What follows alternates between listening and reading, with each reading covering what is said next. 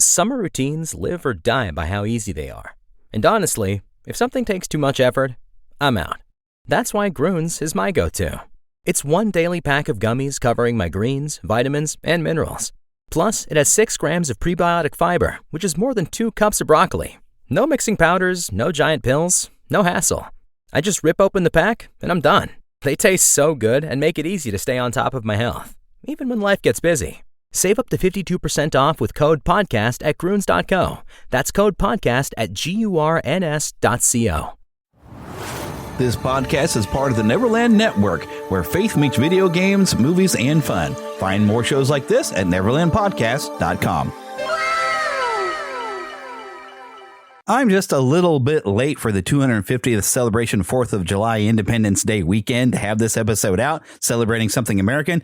But if my neighbors are to be judged by the fact that some of them are still setting off fireworks while I'm trying to sleep, I guess I'm okay. From days long ago, from uncharted regions of the universe, comes a legend. The dream that came through a million years, that lived on through all the tears. It came here, the Fandom Nexus. Fabulous secret powers were revealed to our host as he plugged in his microphone. I have a podcast! Here he is, your Spider-Pan, Jeremy.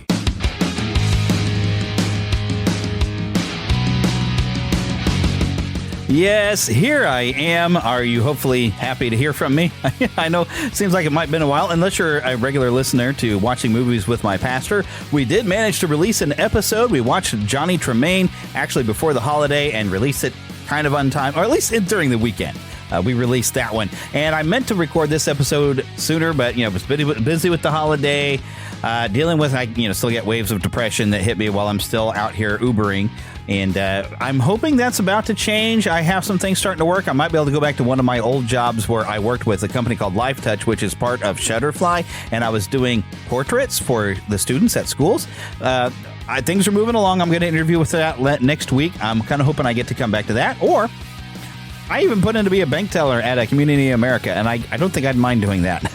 But I think probably the level of depression hit me because it's a complicated thing, but I was going through a Facebook ad that I was like, let me just go and see what this is. And it was trying to teach me bookkeeping and how to use like QuickBooks and everything. And it was going to be like this surefire career thing that you're going to make all this money, which I've sat through things like that before, and I've wasted money and time on those before. And I kind of saw it coming, and when it finally hit that point, the big sell, and the guy wanted, as typical when you go through these things, by the end of the week, they're going to want $5,000, and then you get to the real program, and that's how you'll really make money. And if you fail to make money, it was somehow your fault because you weren't doing the work. Even though you probably were doing the work, it's just they have to have an excuse. But yeah, I felt like I wasted a lot of time on that, and I think that's what triggered me to head a bit more depression over the weekend. And we even, on 4th of July, we didn't even go out and do anything. We made some food here. So, I mean, it's kind of weird how it affects me, but I didn't feel like recording this episode, and I don't know, I feel like the little bit of hope I have gave me the oomph to jump in on this episode. Plus, we have some things to talk about. My goodness, do we have some things to talk about in the news. But, of course, before we get to some news, and you know what we're going to talk about? We're going to do some retro video games because we haven't done that yet. And I had to start, of course, with an American company, Atari. So we're going to talk Atari and some of the arcade games that were ported over and stuff like that today.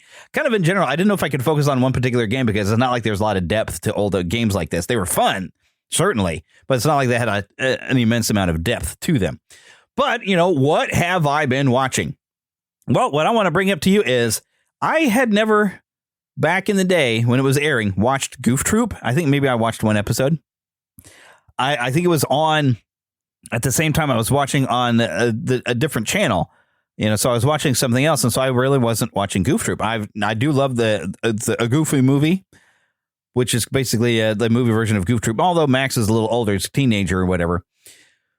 But I never actually sat and watched Goof Troop, so I was like, okay, I got my Disney Plus reactivated, which I need to kind of double up on some things as I have a T-Mobile account, and they're paying for me to have like Hulu and stuff. And I thought, well, how much would it be to get Disney Plus, because it's got a bundle with Hulu?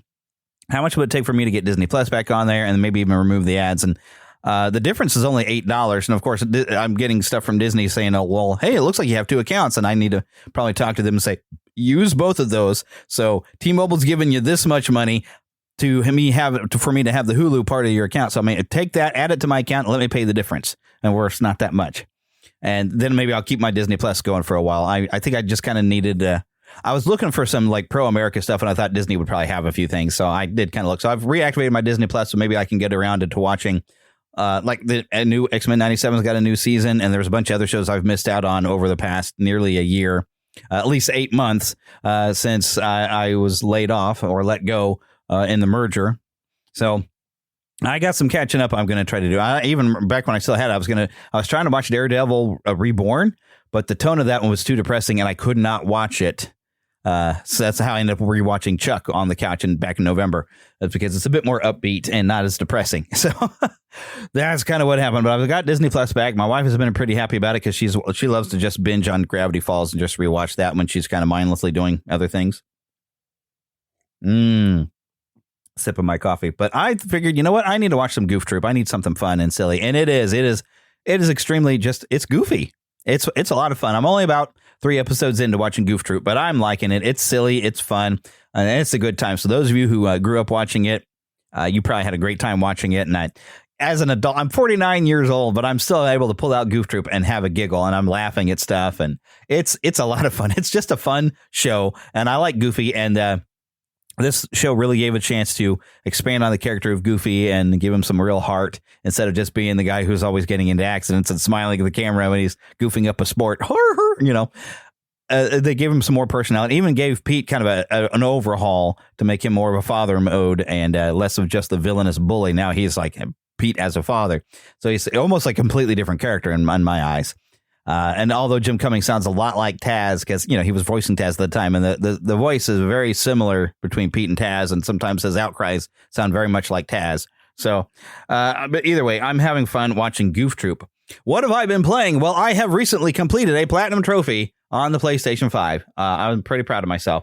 It took a lot of work, but the Lego Batman Legacy of the Dark Knight, which my review is, go play it. It's fun. It's a Lego game, and it's Batman. It's a lot of fun, and really, to get the platinum, you got a lot of collecting. And oh, my goodness, a lot of collecting and a lot of side missions to do. But I managed to get it.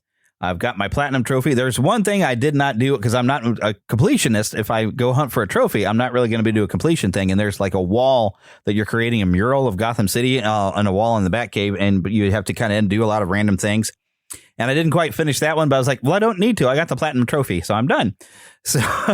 But definitely go out and play. It's got a few flaws with the grappling hook thing where, you know, you think you're aimed at one thing. You hit the grappling hook button to go up, kind of like you would do in the Batman Arkham games. And for some reason, it flings you in a completely different direction. So it's got a few control bugs that maybe they'll patch a few things as it goes along. But overall, it was very fun to play. A lot of good, fun references, even Egghead showing up at one point in the game. Just an homage to all things television and movie, you know, with I think a little bit of acknowledgement of comic books, because there was a bit that kind of reminded me of the Batman Year One comics, but that's a lot of also some of the bases they used in Batman Begins. So a lot of stuff that you'd be familiar with, even if you're not reading the comics for Batman, and even an area of the Arkham Asylum games. Just a lot of fun, a lot of great references, a lot of things you're going to laugh at. I'm in the process of, I think it's going to be a series of videos where I'm showing not all of everything I did to get the platinum, because it could get monotonous and tedious going and watching me do it, all these little things and all these collectibles. I'm like, I'm not going to make a video of that. That could get boring. But, you know, editing it together and a little bit of commentary for me on occasion. That I'm slowly releasing, and I'm about to release probably by the end of today. By the time you're hearing this, I probably will have a video up at the Fandom Gamer of my first video, about 2 hours worth of gameplay, getting up through into the first chapter really of an actual story, because you get to do a Batman Begins kind of storyline a little bit before you get to the first chapter where it pulls stuff from the Batman with the Penguin and stuff like that. So those videos are coming if you want to watch me do some gameplay and just have some little fun and have a laugh. Also, I will be releasing some kind of blooper reel things, because there were definitely some little glitch things that popped up that were kind of funny, with vibrating characters or people getting stuck because the grapple system is really messed up. And occasionally you grapple and it gets you stuck on another object. that was in the way of where your character's trying to grapple up to, and hilarity would ensue. Frustrating hilarity, though, because when you're trying to get moving, you're like, especially when one of the things you have to accomplish is, because nobody ever asked to fly through rings. Nobody asks for that anymore. We're kind of that and quick time button presses. We're so past that, and both of those are in this game, unfortunately. But I think we as gamers, we've grown out of those. We never liked them to begin with, and now here they are. Both of them, and especially it's a glide through, because they thought, it worked in the Arkham games. So yeah, that's a frustrating part of the Arkham City, is having to glide through certain points, and it has some bits like that. And when you have your grappling gun to kind of get you stuck behind an object when you're trying to race through a bunch of rings, it's very frustrating. But overall, very much fun, and I definitely recommend it. Okay, but let's get on with it and get some news, and let's see if I can remember which button it is.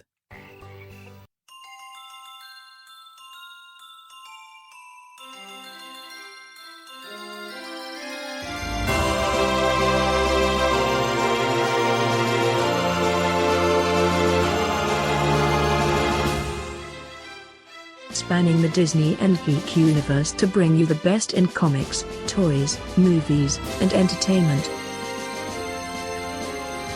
This is news from around Neverland. Well, this, when you get a mobile game, you have to expect that it's not going to last forever. That's kind of the way mobile games work for the most part, right? Well, Final Fantasy VII Ever Crisis is coming to an end on October 6th of 2026 at 11 p.m. Pacific or PDT, I guess that's daylight time.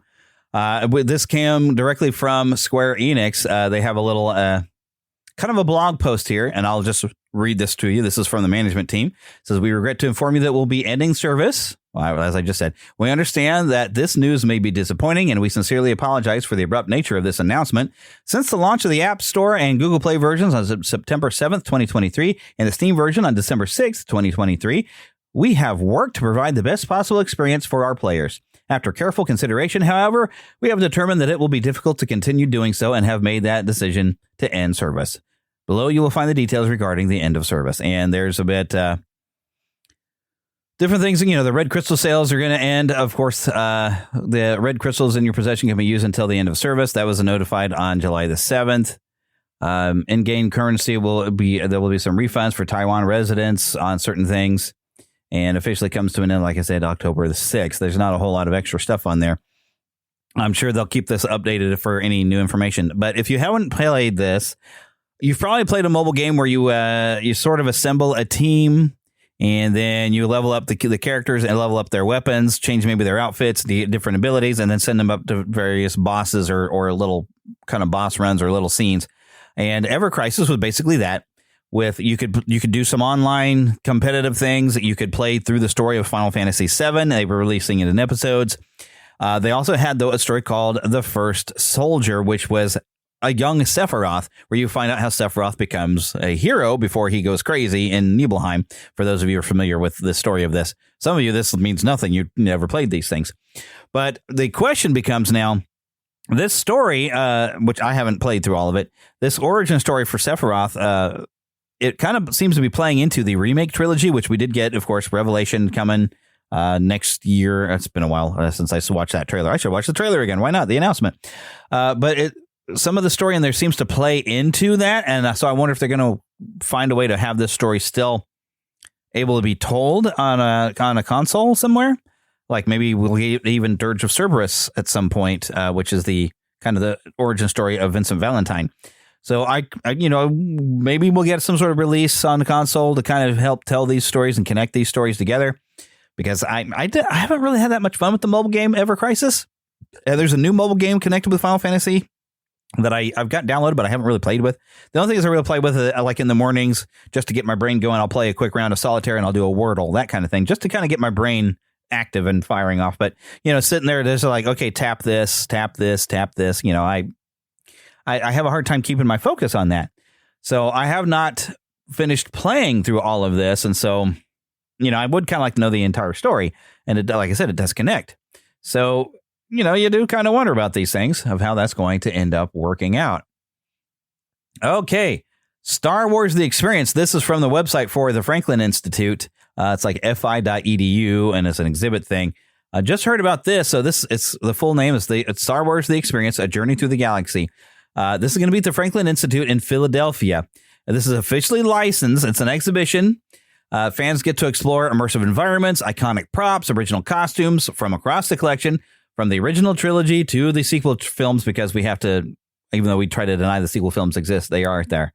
But they're saying if you've been a fan since 1977 or just discovering the Force, this is a once-in-a-generation exhibition, and Philadelphia is the only place on Earth to see it. They do have a sign-up list to receive updates about this. I don't know that I'm going to be able to get to Philadelphia to check this out, but there are pre-sale tickets available in October 2026 before the general public. They're calling this an epic journey through the legacy of Star Wars. It's opening February 13th. So, I mean, the pre-sale starts in October, as I mentioned. The exhibit opens February 13th, 2027. This is part of the Star Wars 50th anniversary celebration. So this was created, though, by the Franklin Institute in collaboration with MDSX, Lucasfilm, and Disney Consumer Products. It's the largest, most comprehensive behind-the-scenes exhibition celebrating the Star Wars galaxy. And it is official during this landmark anniversary year. 18,000 square feet of good Star Wars goodness, interconnected galleries. I mean, large immersive moments, screen-used artifacts, and RFID-powered experiences that are interactive. Basically, RFID is like a chip, and they do this kind of at Universal, your wands and everything. And this also might be how you get into your place of business. But this sounds really cool. I don't know that I could manage to get myself out there, but who knows? Maybe life will change around for me and I'll find myself out there, because I tell you what, I would like to go. Sounds really cool, honestly. So, okay, back to I've got so many windows open that it's hard to find the one that I was looking for. Oh my goodness, what did I do? What have I done? Okay, there we go. All right. So speaking of PlayStation and Sony, and I believe I have this already open right here. I bet you probably heard about this. So Sony, now let me give you a little backstory on this. Sony has had a movie purchase site, kind of like Fandango, Vudu, or Movies Anywhere, or even on Amazon. You can purchase movies, right? Digitally. Sony has had a method where you can purchase digital movies, and you can watch them on your PlayStation. There probably is an app on your Roku or Google Chrome device, or that kind of your streaming device of choice. But they lost. It's happened a couple of times, I think, before. They lose a license with a particular movie company distributor, and suddenly now those movies are off their service, and people who had paid for that movie that felt that they had bought it lose it. They lose because only they were buying a license for it, and the license is revoked. It's gone.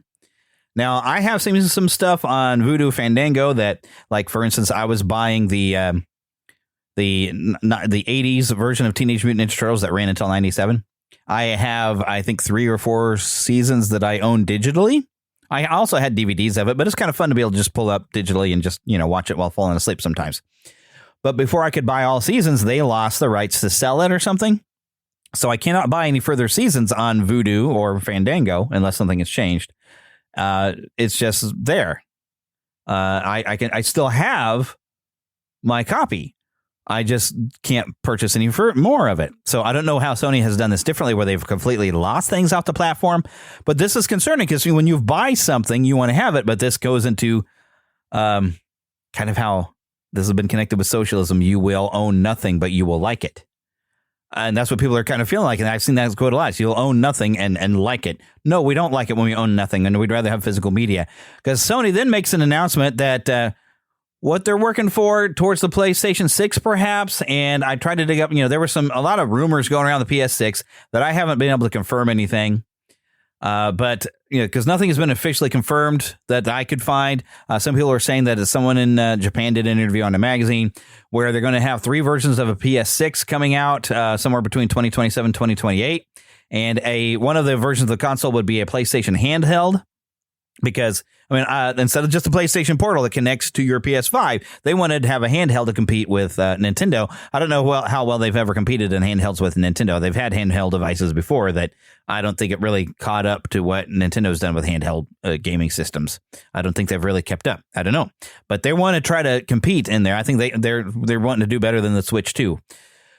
But after these rumors kind of were going around, and I don't know how much of it is true or not, then that's when Sony says that they are going to stop producing physical discs for all new games released on PlayStation consoles from January 2028.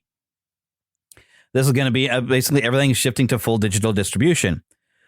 Now, because they've had problems with licensing and suddenly you lose something you know is digitally, that puts concern in people's hearts that, because I've owned a few games that I bought digitally, that makes me concerned. Like, what if I suddenly don't own the game anymore because you lost, you had some of a disagreement with a developer or something of a game, and so now you can't carry it on the Sony library. And they are talking about the PS3 library. They're finally shutting down its store. Well, that's fine. I haven't really purchased any digital games for my PS3. It's still active and functioning, but I have discs and everything, and I own a few things on it. And occasionally my wife and I will play with it, and we use it as a Blu-ray player in the living room. So not that big a deal. Of course, we kind of expect that, but to completely move away from ever having discs. Now, I can understand with a handheld device, you probably wouldn't want to have a disc that you're going to deal with. You probably just want to have it play everything digitally. Makes sense. But as far as a console, I kind of like how the PS5, they have two versions. If you want to play everything digitally, here's a digital one. If you want to have a disc, we do have one that has a disc drive, because I do like hard copies of things, especially when I can get a special edition hard copy, which I have done, especially with the Final Fantasy VII Remake series. I've gotten the Steelbook versions that come with an art book and a little mini CD and all kinds of fun stuff. I really like those, and I will buy the Revelation version like that as well, because it will still come out within that time to where discs are being produced. But the question I would have is this going to be anything through like Sony's own PlayStation Studios, something that's connected with them, that they're just going to produce the game digitally and not release a disc? Or will other manufacturers that are making games for the system be able to still make a disc, and you can buy that disc still? This could also put stores like GameStop, that sell physical copies, out of business almost. This is really going to hurt. I mean, GameStop has been moving to doing more retro kind of thing. They're getting some of the older system things in there so they can, do business that way. But this is still going to hurt their business if they can't sell physical copies of games at this point. So, I mean, this could have a disastrous repercussions. And Sony has been talking about a chip shortage again, which we had kind of during COVID. But with all these data centers opening up that to help continue AI, which I got a story on AI that was also depressing to me last week. That probably did something to my mental state. But I'm working on it. I'll share that here in a little bit. But they're talking about with all these data centers that all the chips are becoming more expensive because they're becoming rare again. So the cost of the PlayStation 6 is thinking to be kind of expensive because of the scarcity. So that could end up being a problem as well. And I don't know that that's going to affect their creation of discs or like physical copies of games. I don't know if that's going to have a result on that or not. But this is what they've been talking about. So... But a quote here says, stripping discs improves margins, but will likely require greater storage capacity, which is also increasingly expensive. And this is from Juice Van Drunen, who's a games professor at NYU Stern School of Business. All this I'm reading from Reuters, by the way, or Reuters. I guess that's pronounced Reuters. But yeah, the 15 to 20-year-old consoles can no longer support the secure payment system used by modern PlayStation Network, and that's when they're talking about the PS3, PS Vita devices, and they're ending. Tomorrow in 2027, it should be completely shut down, the PlayStation Store. Now, can you still play on those systems? Sure, you can. You still have it, so it should still be functional. But, I mean, they talked about they weren't going to have any new updates on those for a while. I think occasionally on the PS3, I do get like a security update or something. Still happens. But, yeah, so the world is changing. But just in case you thought Sony was the only one having some issues, well... Microsoft, according to IGN, announced 3,200 staff set to lose their jobs at Xbox across the current financial year, with 1,600 of those layoffs happening on July the 6th. This is part of a restructure. 4 studios are leaving Xbox to new management, and 1 is now in consultation over its future. This was even sent out by an email to staff. This was looked at by IGN, but this is from Xbox boss Asha, I think, Sharma, and she called it the most significant restructure in Xbox history, insisting Microsoft's gaming business is not healthy. Overall, Microsoft's gaming business is losing about 1/5 of its staff. And some developers, like the developers of South of Midnight, Compulsion Games, also Psychonauts, developer Double Fine Productions, are going to return to management and transition to independent studios with their IP catalog and with runway for their next games.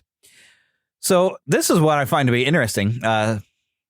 You have all these companies that kind of partnered in, like Bethesda. And there's layoffs across other partnership Xbox, and including Activision, Bethesda, ZeniMax, Blizzard, King, Mojang, and Xbox Game Studios. Microsoft insisted none of its first-party publicly announced games or projects are being canceled as part of these reductions. That means the likes of Fable, Gears of War, E-Day, Clockwork Revolution, Call of Duty, Modern Warfare 4, Minecraft Dungeons 2, and The Elder Scrolls 6 are still safe. But the overall, so the increase of sales that I'm sure Bethesda is getting some of these studios because they're starting to release things for the PlayStation. So they're not going to have so much an exclusive. That's probably helping at least these other companies that are kind of connected in with Microsoft. But with all these other companies being kind of released out in the open, there's probably a lot of games that are on the Xbox that have not been released to Sony that maybe now that these developers can release them on Sony. So they're probably going to be fine. So all of you who happen to own an Xbox, I'm sure this is going to affect you. I think I'm going to be okay with my Sony PlayStation, although come time for PS6, I'm going to probably have some issues with not being able to buy physical copies of my games. But that's still very much sort of up in the air. We don't have, we know the Sony's going to stop things with digital. I mean, they've got some backlash, though, so they might change their mind. I mean, we got time before this comes out. They have plans, but I know there's still time. There's still time. Let's just see how this plays out. That's kind of where I'm trying to look at this. There's still time for things to kind of change. We don't really know, but yeah, it's change is coming. That's the definite thing. Change is definitely a coming. Well, let's take a moment to talk about Dubby. Dubby.gg, discount code Neverland. You can find a link right there at neverlandpodcast.com. What is neverlandpodcast.com? That is the home to the Neverland network of podcasts, which includes this one, the Mighty Marvel Tooncast, which I know I keep promising I'm going to bring it back, and I haven't yet. I will. It's coming. But you'll also find Watching Movies with my pastor. You'll also find the Moment of Truth Bible Baptist Church podcast, which is sermons from my pastor. You can find all this there on the website. Plus, a big logo for Dubby. Dubby, if you need energy to play your video games and stuff, but you don't want to get the jitters from all that caffeine and you want some more natural ways and healthy ways, they have drink mixes. You just mix it with water. You can get all the bottles and all kinds of different flavors. Make yourself a nice order there on Dubby and just enjoy it all. And of course, I get a little kickback. I do want to point out that we do have a shop where there are T-shirts and all kinds of different available items. And if you see a design on there that it's not on an item that you want, like maybe you want a mug of a design you see there and I don't have it, send me an email. Let me know. I will try to get that product ready for you and make it available. But yeah, lots of items available for sale on our shop. You can find that in the upper menu there as well. That does help us out. Let's take a quick break right here, and we'll come back and go to the trailer park. He-Man and the Masters of the Universe will be back right after these messages.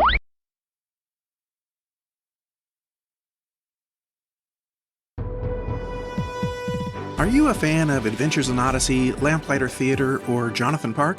Want to join other fans for discussions or behind-the-scenes info about these shows? Or maybe you're looking for more great audio drama to listen to with your family. Do you enjoy hearing exclusive interviews with the cast and crew of your favorite shows? Then Audio Theater Central is the podcast for you. I'm JD Sutter. Since 2010, Audio Theater Central has been exploring the family-friendly audio drama world through news, reviews, and interviews.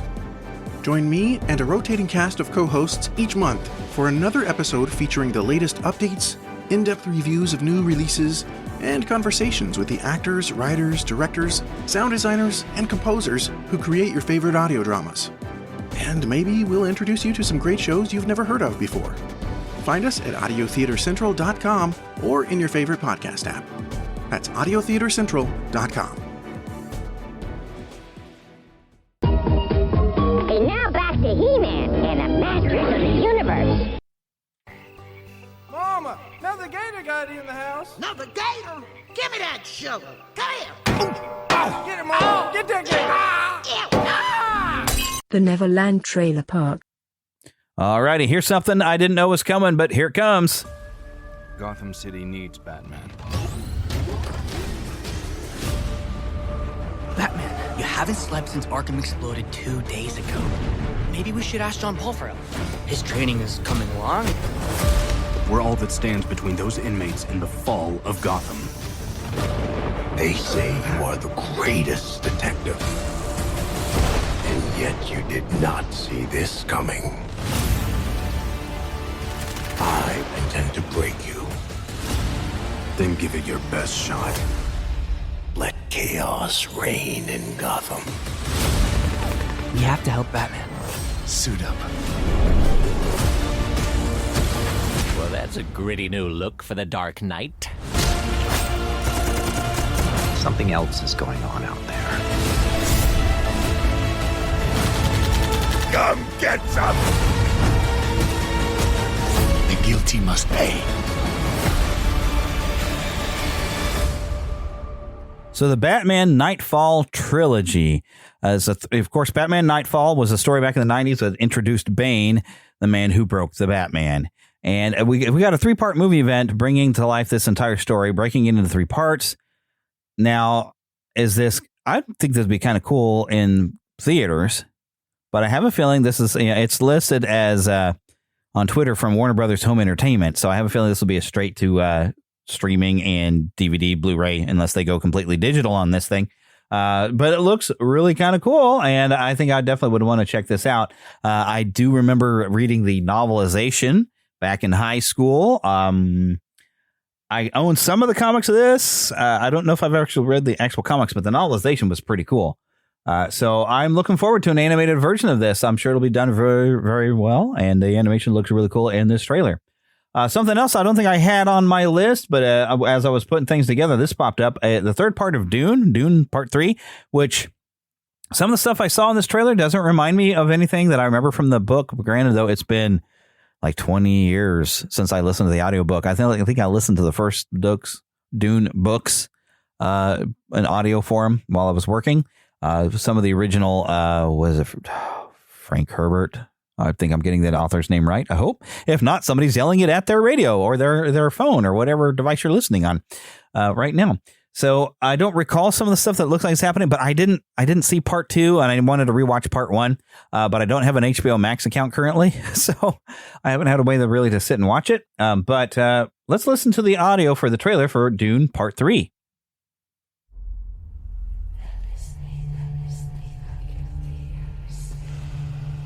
I trusted you!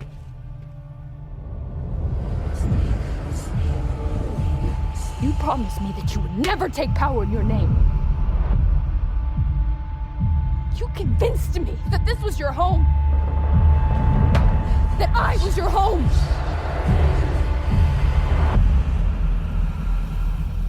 What do you know about me?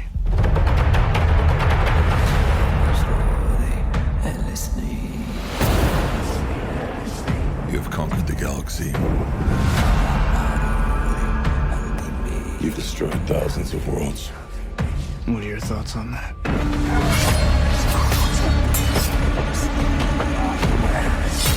I think you're way beyond redemption.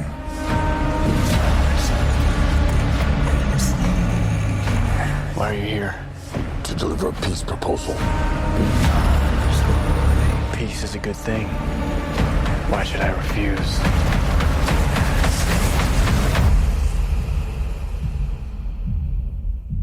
Because it's meant to destroy you. We plan to strike at the core of Imperial power. You intend to kill Paul? Regime change. Idiot. We've just signed our death warrants.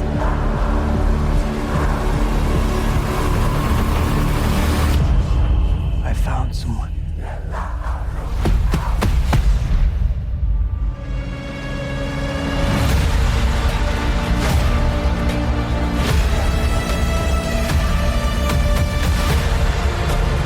The future has a way of talking to me. But I can't see what's ahead. How does it feel to be human like everyone else, Paul Atreides?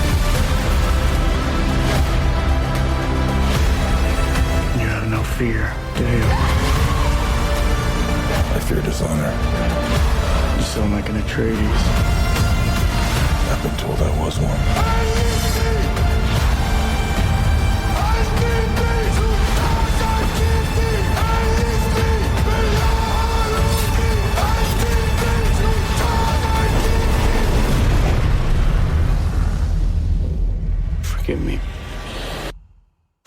done.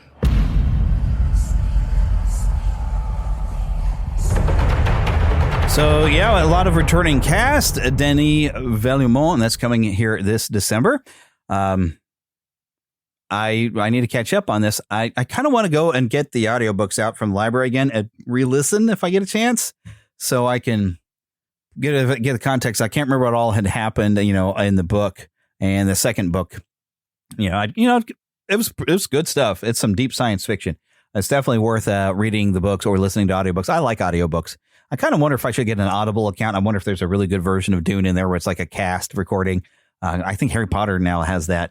So there's stuff I would like to get from Audible, but that's an extra expense that I don't really have the funding right now. But who knows? I might get a new job that changes everything really soon. You never know. I've got hope, right? I've got hope. But that, looks interesting. If you've been enjoying it, I don't know how much they might have changed from the original book. I don't know. I don't remember Paul Atreides being almost a villain or screwing up this bad, or I don't know what's going on with that. I don't recall any of that. But we got something new coming from Disney's Pixar called Gato, a little teaser. I don't know how well it's going to translate with audio, but let me just play it for you anyway.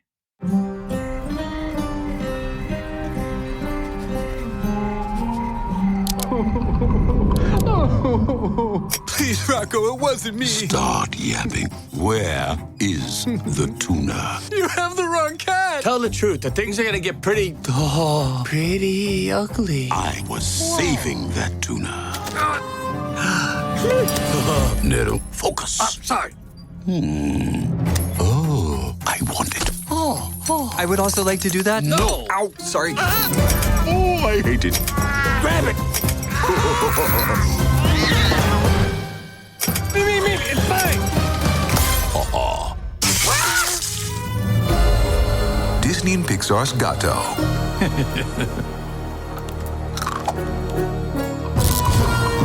Only in theaters, March 2027. So definitely reeks of The Godfather with cats.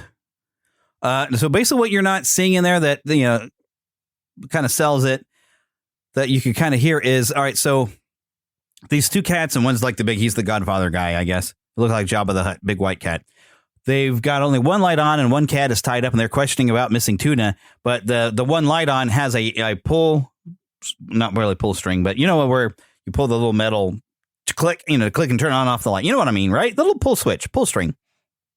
Well, they're looking at that. It's kind of swaying back and forth. And so the one cat gets memorized. And so they end up playing with the little pull thing in a lot of different little weird scenarios before the Godfather cat accidentally tries to stop the whole thing by biting into the light bulb and then gets shocked. You'd get a lot more than shocked if you bit into a light bulb like that because that cat's dead. But it's a cartoon cat. So, but the glass would shred and cut into everything. You're bleeding out of your mouth. Seriously.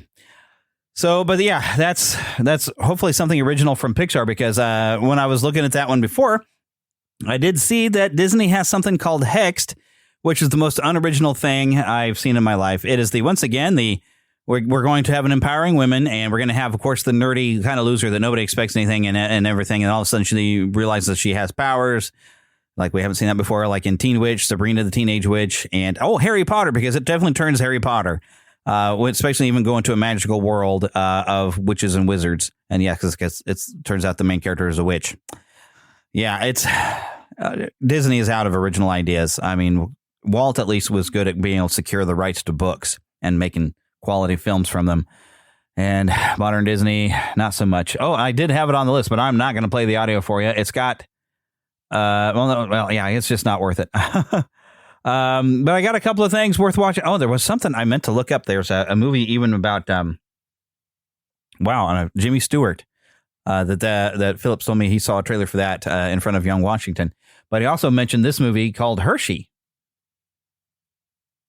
As soon as it starts. Eventually. It was Alex. There we go. Is this your shop, Mr. Hershey? Yes, it is. Yes, it is. But truth is, candy is not just my business. Candy is my obsession. I think you're missing an opportunity here. You're missing out on what's next. Chocolate, huh? Like the fancy Europeans eat. Looks like mud to me. Yeah, but it's mud you can eat. Use only the most expensive beans for only the wealthiest customers. box would cost a week's wages for ordinary folks. It shouldn't cost so much. And it should not. If I could just crack the recipe. We all admire what you're trying to do here. Not what I am doing, what we are doing. You're all a part of this too. I need something. Getting a business off the ground takes more than a good product. Milton, you keep chasing perfection when maybe you should be chasing magic. This batch is Almost perfect. We can't fund this chocolate fantasy forever. I will run you out of business. If you like to work, there's no sweeter way to make a living. You're my boy, Milton.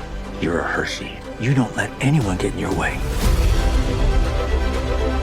We could get out of this jam if you would just consider lowering your wages. You don't understand. This will be a factory town. In the middle of nowhere. It's not nowhere. It's home. I grew up with these folks. They know how to work. A small piece is all it takes. We've been given a gift. Promise me we will never forget that. That we will squeeze as much goodness as we possibly can in this life. You didn't just dream it. You're really doing it.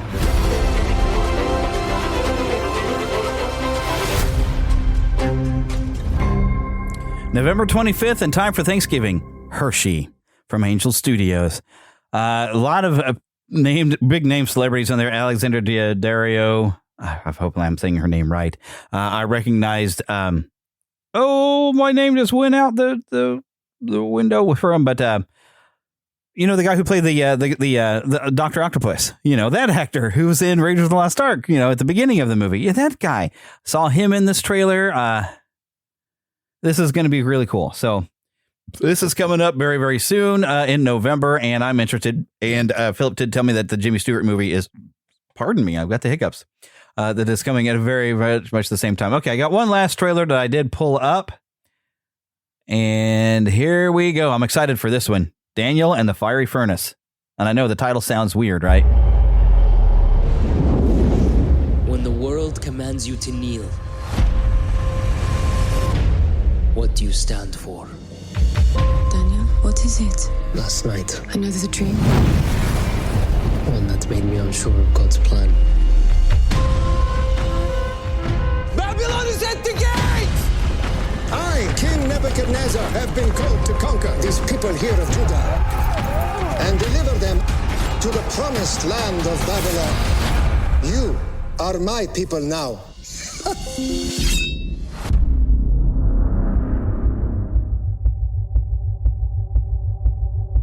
Is this it?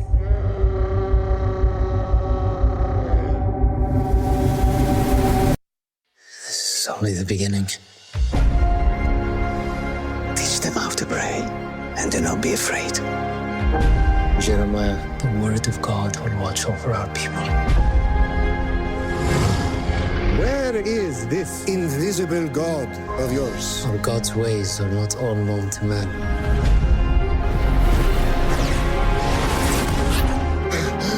Bring out the wise men in Babylon.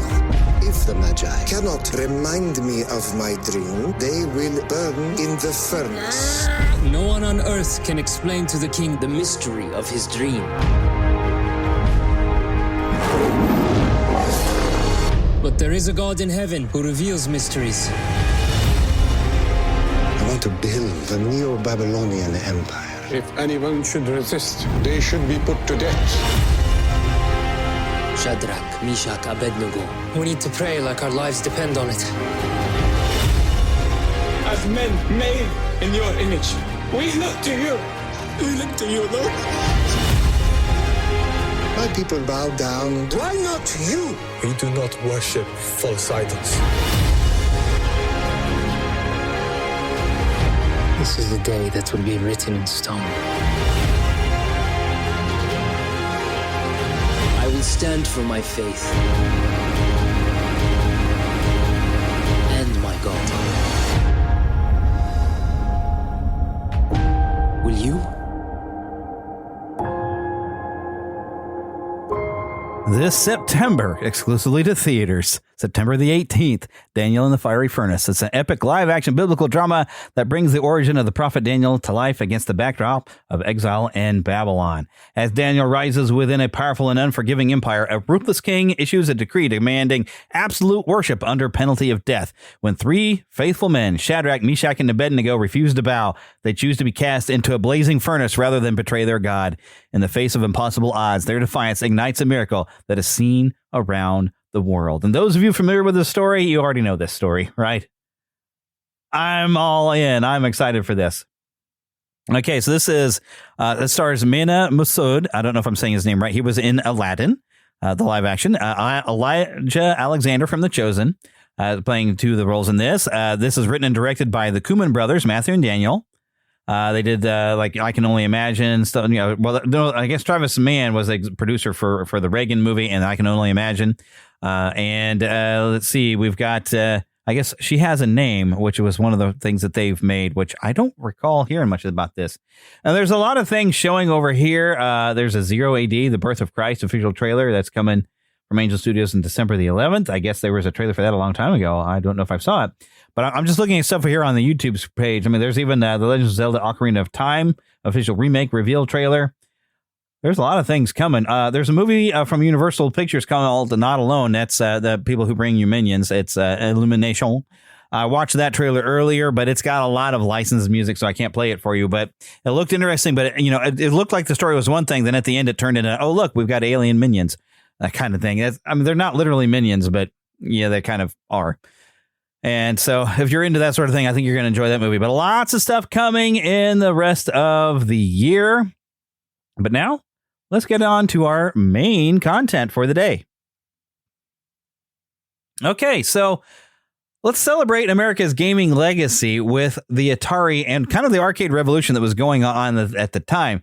So from this Independence Day, this start of this 250th anniversary, instead of talking about patriotic superheroes or blockbuster movies, I figured it'd be fun to celebrate one of America's greatest contributions to pop culture, and that is the video game industry. At least our role in it. I mean, a lot of games are still made in other places, but long before we had a PlayStation or an Xbox or a Nintendo Switch or even the Nintendo Entertainment System, there was an American company that brought arcade gaming into millions of homes, and that was the Atari. Now, a lot of people played on a ColecoVision, or there were computers at the time that you could, Amiga and stuff like that. You could play some games, but the Atari made an impact. So the Atari company was founded in 1972 by Nolan Bushnell and Ted Dabney, and they released the home version of Pong in 1975, 2 years before I was born. The Atari 2600, which originally was going to be called the VCS, launched in 1977, right in time for me to be born. And they were establishing the idea that an arcade experience could be had at home. Now, it did not replicate the arcade exactly, but for early Gen Xers and probably even a few of you millennials that might be listening that were born like in 1980 or whatever, I'm sure you probably played with one of these things. A lot of things like Atari, they had a lot of original games like Combat, Surround. I mean, and generally you get a minimum of different sounds that the Atari had. It wasn't big on sounds. And heck, you could play the thing in black and white. If you had a black and white TV, you could flip a little switch there. But generally, you'd only get like two colors on a screen sometimes. And then some other games, you'd have like maybe a range of different shades of one color that would pop up, and everything was kind of blocky. It wasn't the greatest graphics. It wasn't the most expansive amount of colors, but the games were just fun. Now, most of the games, I've got a legacy sort of console thing that you can it's a plug and play type of thing. But most of the games I have on there, you need two people to play with. You can't play a lot of it by yourself. But there were a few solo games in there, like Adventure, which was a revolutionary. It was like a first of its kind, single person, almost an RPG adventure type of thing. There's games that even, people hate on the ET game, but if you put it the right settings, it was fun to play. I had fun playing ET. That was a solo one, but I had a lot of fun playing a Superman game on the Atari. I loved that thing. And basically you would score by how fast you could complete it, because you're Superman, you're going to finish your mission and complete the game and capture Lex Luthor and save the bridge and all that other stuff. But it's just how fast could you do it? And so it had a little timer so you could see your final score, how long it took you at the end when you played that one. But I didn't worry about how fast I do it. I was just having fun being Superman. There were so many different great games. There was a Raiders of the Lost Ark game that most people couldn't figure out. So many different things. And we all had Atari. I never got the 7800. We had the 2600 and played that all the way up probably until we got a Nintendo in this house. Well, not the house I'm in now, but I mean in the house I was growing up in, and playing stuff like Q*bert and the Empire Strikes Back game, and they even adapted the Star Wars arcade game. But I want to go through a few things that were arcade games that were brought over to the Atari. In 1980, we got Space Invaders, and in arcades. I mean, this was a revolutionary game. It was a hit, and this was actually the first officially licensed arcade game that came up to a home console. Console sales exploded after it was released, and many people just bought an Atari for this game to get Space Invaders, because I remember it came with the Atari. I remember when my mom bought the Atari, and that's the first thing we had was Space Invaders. Now, I played it pretty much the same as the arcade. I mean, it was a little different, but goodness, I played so much Space Invaders. And then, of course, Asteroids. This was one of the biggest arcade hits that Atari made. And then on the home version became one of the best-selling games. And it actually used some pretty clever programming tricks despite the hardware limitations. And you even had different setups where when you pulled back on your stick, you could have different effects, like you could teleport your ship or you could have a shield.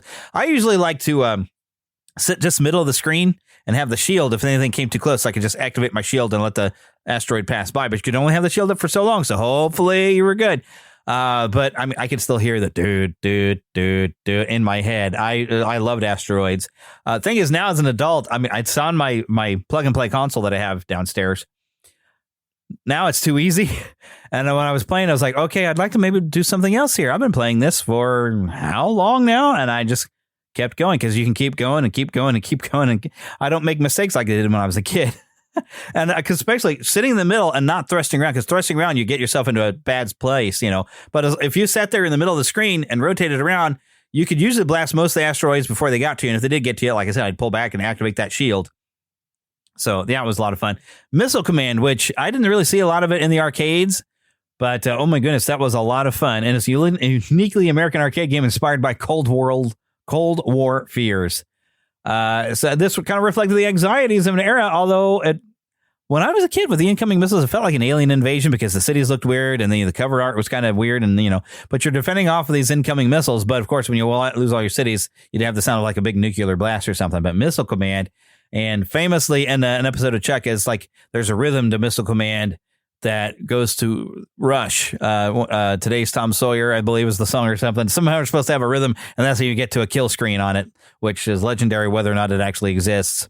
I think it's just a rumor that it exists, but maybe it does. I don't know. But I had a lot of fun playing Missile Command.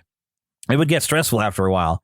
Then one of the earliest arcade games to appeal to both men and women was Centipede. It's fast-paced, it's colorful. The home adaptation was like spot on. I was not very good, I think, with a trackball in the arcade. I think Missile Command had a trackball, but Centipede had a trackball there as well. But I liked having a joystick controller to go through and play Centipede. But Centipede was tons of fun. And it was, like I said, it was almost spot on. You also have Berserk, which is known for Evil Otto and talking robots, and one of the earliest synthesized voices out in the arcade. But we got it on the Atari. I don't think I played it on the Atari. Now, I think I played a version on, I want to say one of my PlayStations. At least there was some sort of version of Berserk on, maybe it was on my my GameCube, maybe has Berserk. Because I think Berserk had like the rotating stick to fire on all different directions. Now, on a home console, generally you just hit the button in whichever direction you were running. And the way you ran was the direction your shot would go. But I believe I had like on the GameCube where you could use two sticks, and so you could like shoot in different directions.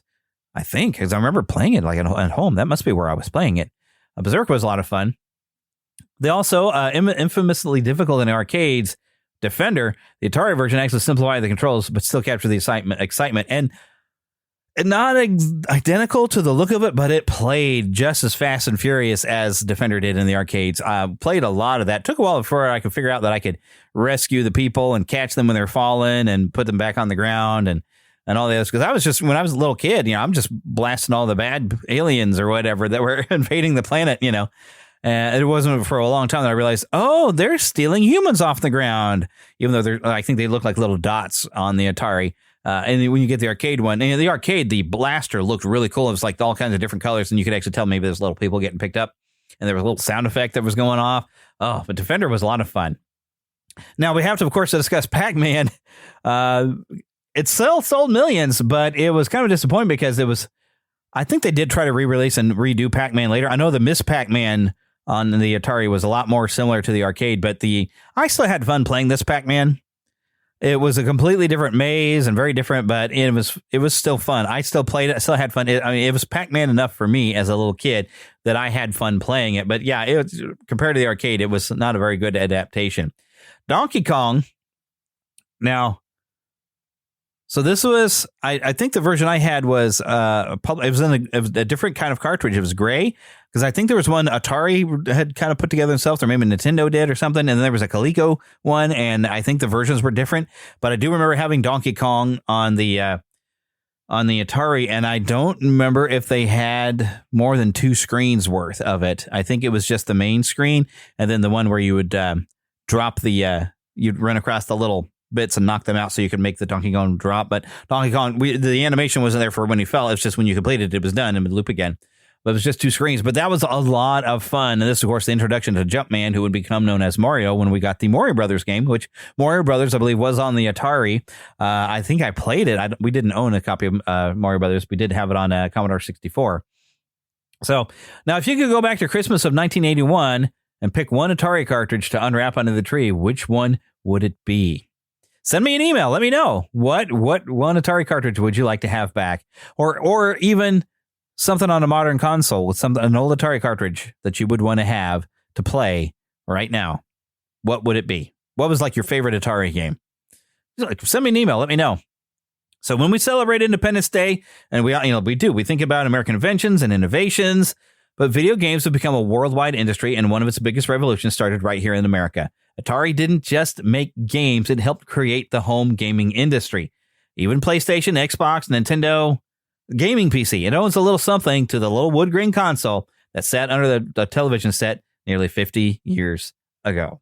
And we all remember even you'd have to have that little antenna switch in the back. You'd have to switch to channel 3 and then switch the little switch in the back of your TV that you'd have to install and then fire up that Atari. And I remember that's how I learned how to play Othello. And Moon Patrol, Joust. Used to love to play Joust with my neighbors on the Atari. There were so many great games that were ported from the arcades on that little thing. And then, of course, I would be remiss if I didn't mention Frogger. Used to play that a lot at home. Didn't play much in the arcades, but played it a lot on the Atari. And that was one of my wife's favorite games because she liked frogs. It was originally developed by Konami, and it was brought to arcades by Sega. And this actually became a very beloved game on the Atari 2600. It's a very simple premise. You were just trying to get across the river as a frog, which the weird thing is falling into the water would be the end of you, which frogs can swim. So I don't know how that was supposed to work. Oh, and then, golly, I didn't even mention Dig Dug. So much. And then Jungle Hunt. Remember, we got Jungle Hunt, Pitfall, all the great Activision games. There was just so much I could get into on games that we used to play on the Atari 2600. If there's a game that I failed to mention that you want to say something, send me an email, podcast@neverlandpodcast.com, or hey, visit our group on Facebook. And of course, we have both let me go ahead and pull up the list of things. I'm going to start going through the ending here where we have, of course, we're on Twitter, x.com, Neverland PCast. On Facebook, we have the Fandom Nexus, which is the fan page, but the group is still under Neverland Podcast, and we have things from the entire network on there. And you can leave a comment there. Tell me some of your favorite Atari games that you were playing and what you would like to have back, if it was like 1981 all over again, or if they could remaster it, which, Atari, I believe, has released some sort of console where you can play the old games on them. I need to maybe get myself one of them things at some point. So, yeah, some of the stuff is still available for you to play. But we do want to remind you about Podgagement. There is a link right there on neverlandpodcast.com. That is Daniel J. Lewis's fantastic company. If you happen to be a podcaster, he's got all the tools you need to succeed. Just click on that. I get a little kickback when you sign up for an account over there. We do want to thank Karen Kennedy, Ricky Pope of Christian Nerds Unite, and Darren Wilhite of the Wilhite and Wall Show. They helped me out with the introduction. I am working on maybe having a new intro. I'm learning. One of the things I was going to mention is I am trying to learn AI to create video, because I had a passenger in my car as I'm Ubering that he was talking about a marketing company he's working with, that they went from a staff of 30 down to a staff of 6 because they're using AI to create video. So I'm going to learn how to do it. I'm going to learn how to make music and everything on the AI. I don't really like that, but I feel like someone with my skill set is going to be replaced by an AI, so I better be on the area of being in control of it and being able to use it if I'm going to be able to continue in any sort of career. I just have to accept it and move with it, I guess. Otherwise, it's going to replace me. So that's just the way life is. Join the Neverlanders while you're on the website, though. If you want to become a Lost Boy or a Pixie, you just got to have a good nickname. Tell me why you want to have that nickname. Yeah, there's a whole forum right there. Should hopefully still be working. I haven't looked at it in a little while. But, of course, why do we have Pixies? Because girls are too clever. They don't get lost. You'll find links there also for our Patreon. I mean, if this show has been a part of your life for over the last 12 to 13 years, you want to help it keep growing and existing, join our Patreon, even at $5 a month. Also, you can become a member of Red Circle, an exclusive member. And that's how you're going to get versions of the show that don't have ads in it, unless it's me reading something directly. It's still, you're going to get me, but you won't have the extra ads added at the middle, beginning, and end of the show, that kind of thing. You can be ad free because right now the ad revenue brings me a little something, but you being an exclusive member at Red Circle or joining us on Patreon, that will help me out as well. So I do appreciate you when you do that kind of thing. No copyright infringement is intended. The copyright is held by the respective owners. Content is shared for review and commentary purposes under the fair use license. And now, get lost in an adventure. We'll see you next time.